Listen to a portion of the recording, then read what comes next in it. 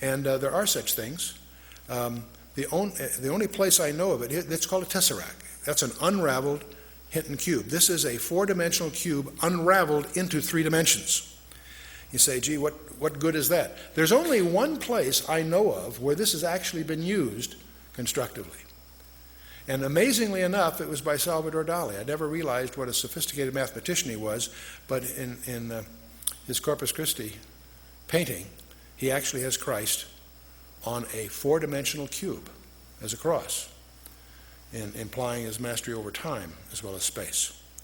And I imagine there's probably not one observer in 100 that really understands the sophistication that Salvador Dali was demonstrating by this piece of abstract art. But that's a Hinton cube or a tesseract, and that's the.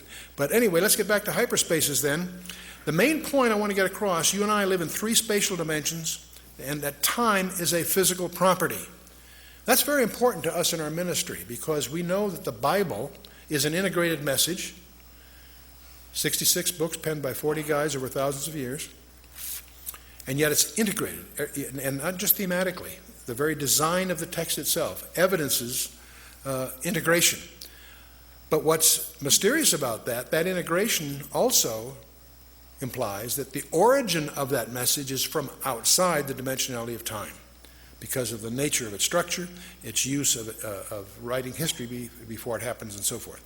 So that's very important. Now, in particle physics, they talk about 10-dimensional strings as the nature of our universe. What fascinates me about that is that that's exactly what 2 Hebrew scholars back in the 12th century, predicted just from their study of Genesis 1, is that we live in 10 dimensions, 4 dimensions are knowable, and 6 are not knowable, to use their jargon. But in any case, the suggestion, it's the only one that we've encountered that really can reconcile what we think we know, is that the UFOs apparently are hyperdimensional. They apparently can enter our dimensional under certain conditions for certain periods of time. And so let's see. Now there's another aspect I'd like to touch upon about the whole UFO area. And getting back to the Roswell thing, why on earth is Roswell still classified? Why can't the American public or the world public be informed about what's really going on? It's all tightly classified. Well, back in 1984, an event occurred that deserves some comment. In 1984, several documents emerged within the UFO community. One was a briefing addressed to President-elect Dwight D. Eisenhower by Rear Admiral Roscoe Hillenkotter, and it was dated 18 November 1952. And there was also a special classified executive order signed by Harry S. Truman to the Secretary of Defense. In those days was James Forrestal. It was dated 24 September 1947. And his letter apparently authorized him to establish a board of suitably qualified persons to be answerable directly and only to the President. And the code name for this august group of appointees was Majestic 12. That was the code name. And these documents, all kinds of documents show up. CIA documents and other things, including this memo that signed by Harry Truman establishing this august group. Now, who were these group called Majestic 12? Well, one, of course, was Secretary of Defense James Forrestal, Rear Admiral Roscoe Hillenkotter, who was prominent in those days, Dr. Vannevar Bush, who was probably the most famous scientist of the period, General Nathan Twining, head of the Air Force, General Hoyt Vandenberg, General Robert Montague, and a number of civilians that you may not have heard of, Dr. Detlev Bronk, Dr. Jerome Hunsucker, Mr. Sidney Sowers, Mr. Gordon Gray, and Dr. Lloyd Berkner, and one guy we will talk about a little bit is Dr. Donald Menzel. And these were, when Forrestal died, by the way, in 1949, General Walker Smith replaced him. But these 12 people apparently were known in the classified community, it would seem, as Majestic 12. Well, these are interesting people. You see, of these 12 people, there was Secretary of Defense, of course. 3 of these people were the first 3 directors of the CIA, the Central Intelligence Agency. Actually, the Director of Central Intelligence, that was a successor to the Office of Strategic Services, the OSS, which later became the CIA. 5 of these people were top scientists in aviation, research and development, and astronomy. All of these people held the highest security clearances anyway. Let's talk a little bit about Admiral Hillenkotter. Turns out, he was not simply a Navy man. And by the way, I want to mention something. A lot of people have heard about Majestic 12. And a lot of people also understand that it's been all debunked.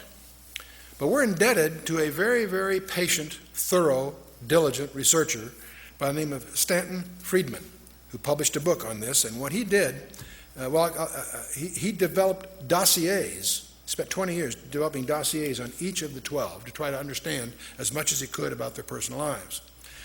Rear Admiral Hillenkotter was not simply a Navy man. He was the first director of the CIA, which was also established, interestingly enough, in September of 1947, just months after the Roswell incident. He retired from the U.S. Navy in 1957 and soon was appointed on the board of governors of NICAP, which was considered the most influential UFO organization in the 50s and 60s. Dr. Vannevar Bush, this is a name you probably heard. He's a world-renowned research scientist. He was the head of MIT between the two world wars and head of the Office of Scientific Research and Development. He led the development of the atomic bomb, the proximity fuse, radar, and 100 other high-tech systems with military applications. See, that's why he's so well known.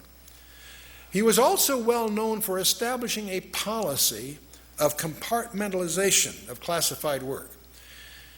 It was previously the style in research labs to give people a lot of freedom of movement. And he was the one that saw the need for compartmentalizing, letting scientists have only the information they need to know so that they could control the transit of information within the organization. So this whole idea of, we're going to talk about compartmentalization here shortly. Well, this whole MJ-12 there are two kinds of people, those that have never heard of MJ-12 and those that know that it's just it was just a hoax. You see, somebody noticed that apparently that the typewriter that was used to type the Truman Executive Order of 1947 was deemed a Smith Corona model that had not been manufactured until 1963. So you start to smell a hoax, if that's true. The signature on the the signature on the memorandum had apparently been photocopied from an unrelated letter that Truman wrote to Vannevar Bush back, written in 1st of October of 1947. So you get the impression this thing was just a hoax. There are other anomalies that were noted and published in various media, so it quickly, within the UFO community, in just a few years, it was recognized by everyone that these documents were just fakes. And so most people either never heard of MJ-12 or they, quote, know, close quote, that it was just a very elaborate hoax. Until Friedman comes along. Stanton Friedman, he was a nuclear physicist. He spent over a decade painstakingly probing 15 libraries and archives, and he now has cast significant doubts about the doubters. He has refuted most of the documentation quibbles that were raised by the skeptics, but more importantly, he compiled detailed dossiers on each of the 12, and he's made some intriguing discoveries. See, by collecting the details on each one, some very interesting corroborations have emerged.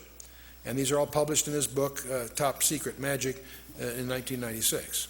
Let's take General Nathan Twining as an example. He had been scheduled to fly to Seattle on July 16th of 1947 to review the new B-50 bomber that was being built by Boeing at that time, and also to do some fishing with some old friends. So that was all scheduled for some time. Suddenly, General Twining canceled his Seattle trip and headed for New Mexico on July 7th. This is billed as just a routine inspection, but that doesn't jibe with the apparent urgency to upset all these other long-laid plans for no apparent specific reason. It's also interesting that on July 9th, President Truman met with New Mexico Senator Chavez with no reason given. So you get the feeling behind these calendar entries there's something going on. Another interesting guy is Donald Menzel. He apparently, Friedman discovers, led a double life. As a UFO debunker and a distinguished astronomer in public, he was a well-known astronomer. He also ran around poking holes at these UFO conjectures that were going on in those days. But it turns out he was also a linguist, a cryptographer, and a consultant to the National Security Agency and the Defense Intelligence Agency for more than 30 years, and this was not known in the public. This is something Stanton found out by doing his homework. He held a top-secret ultra clearance, and none of this was known to the general public. So it's interesting, whoever contrived this hoax had a lot of inside information somehow.